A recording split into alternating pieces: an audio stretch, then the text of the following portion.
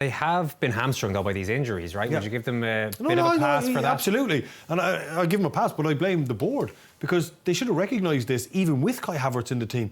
You know, Kai Havertz went down after the window, so that's unfortunate, but they were still struggling up to that. You know, Saka was out for a very long time, Odegaard was out for a very long time. I think the Arsenal did well to stay on the coattails of Liverpool as long as what they did, but you're never keeping up the pace of it's like sprinting a marathon these days, the Premier League. You're never keeping up that pace, unfortunately. They should have spent in January. It was a half-hearted attempt to get Ollie Watkins. Not sure if they really wanted him. You know, if they did really want him, they should have went right over the top and gone and got him. They didn't. And they didn't have anyone else to come in. And there were players moving in January. People did sign players, and Arsenal didn't. You look at Marmoush that's gone to Man City, hit the ground running. Would he have fitted in on left side of Arsenal's midfield there instead of Leandro Trossard? You know, remains to be seen how good Marmoush is. But if he was going for 50 million quid, Arsenal should have been in for him, and they didn't sign anybody. So they've themselves to blame, to be honest with you.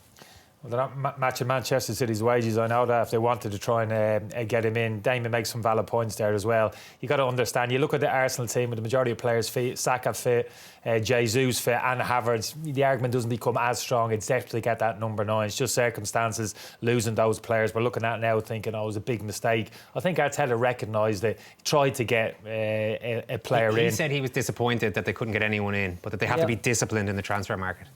Yeah, I think so. Well, that comes, I think that's right, because they can't just spend in terms of wages. They can't compete with a couple of other teams, Manchester City in particular. I think there is a genuine bit of frustration there behind the scenes with Arteta that they couldn't get that player Obviously, in. Edu was gone as a sporting director as well, which maybe didn't help matters. Yeah, I don't think it's as simple as that. Edu there is they get that type of centre forward in. I'm not quite sure it's as simple as that, but it certainly has hampered them.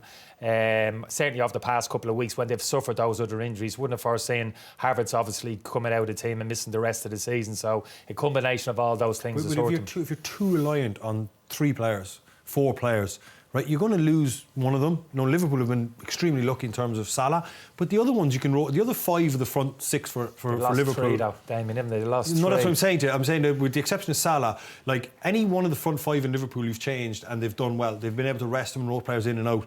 Arsenal have been flogging the same players year on year, year on year. The depth of the squad isn't there, that when one of them comes out, you don't drop off in quality. Odegaard coming out of the team, they fell off the side of a cliff. No, they managed to stay on the edges. Saka has killed them, and now Havertz as well. So they haven't had anybody to come in to pick up the slack.